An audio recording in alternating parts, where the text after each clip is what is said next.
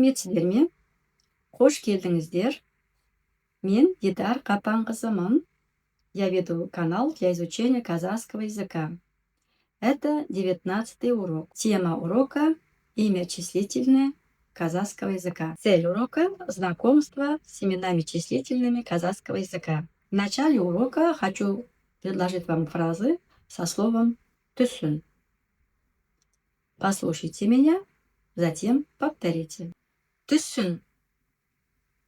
Түсін. Түсініңіз. Түсініңіз. Түсінемін. Түсінемін. Например, мен қазақша түсінемін. Мен қазақша түсінемін. Или же аздап түсінемін. Аздап түсінемін. Мен қазақша аздап түсінемін. Түсінбеймін. Түсінбеймін. Например, сіз қазақша түсінбейсіз бе? Сіз қазақша түсінбейсіз бе? Жоқ, түсінбеймін.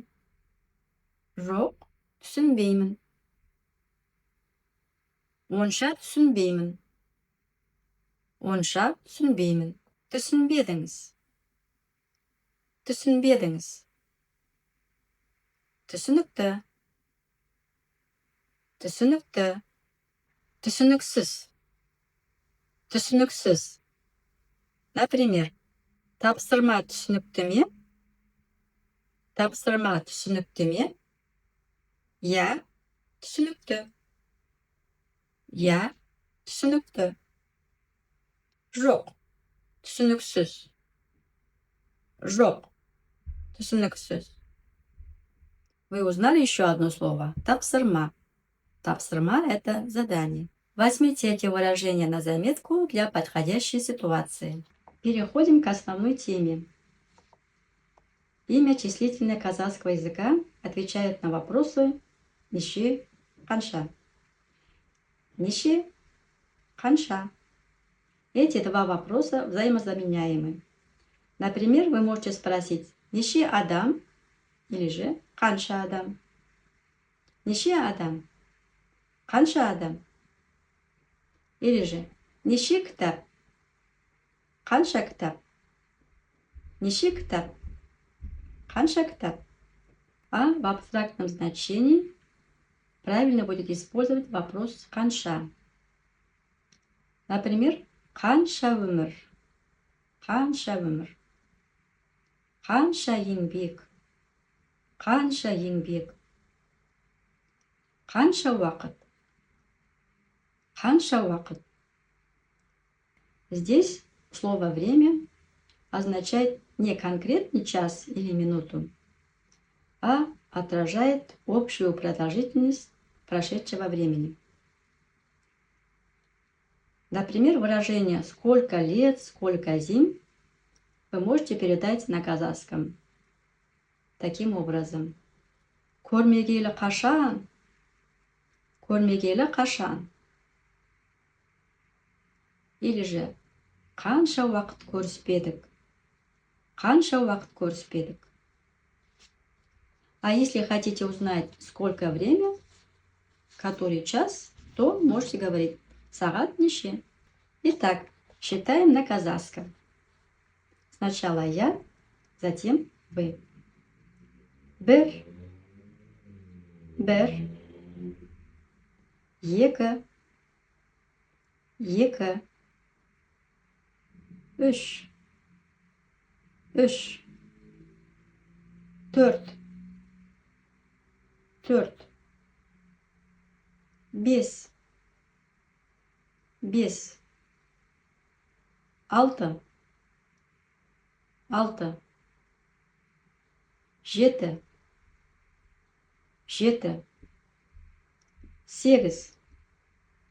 Сегіз. Тоғыз. Тоғыз. Он. Он. А дальше к числу он вы добавляете по порядку. Бір, екі, үш и так далее. Например, он бір. Он бір. 12, 12, 13, 13 и так далее. Жирма, жирма. А дальше к слову жирма добавляем по порядку числа.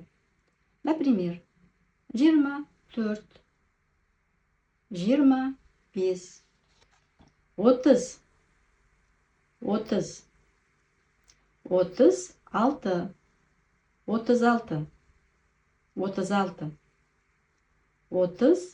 36, 37, 37, 37, 37,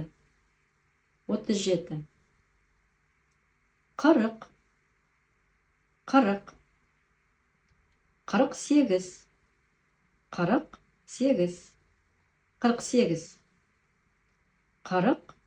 48, 48, 48, 49,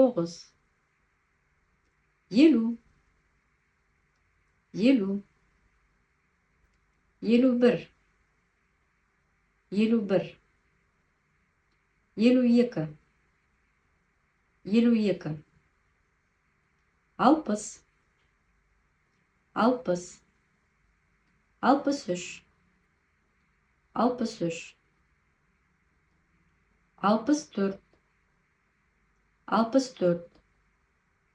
60, 63, 63, 64, 64, 70, 70, 75, 75, 76, 76, 80, 80, 87, 87, 88, 88, 90, 90, 99, 99, 100, 100. А дальше к слову «жүз» добавляйте нужное вам число. Например, 101, 101, 110, 110, 120, 120. Если 200, то сначала екі, затем 100. 200, 200, 300, 300, 400, 400 и так далее. 1000, 1000. Также к слову 1000 добавляем нужные числа. 1001, 1001, 1030, 1030, 1700, 1700. Если 2000, сначала екі, затем 1000 и дальше. Например, 2000, 2000, 3000, 3000, 4942, 4942. Миллион, миллиард, так же как на русском. 1 миллион 500 мың. 1 миллион 500 мың. 2 миллион 678 мың. 1 миллиард. 1 миллиард. 3 миллиард. 3 миллиард. 5 миллиард 954 миллион 321 мың 467. Дальше можете выполнить упражнение для закрепления. Сәттілік!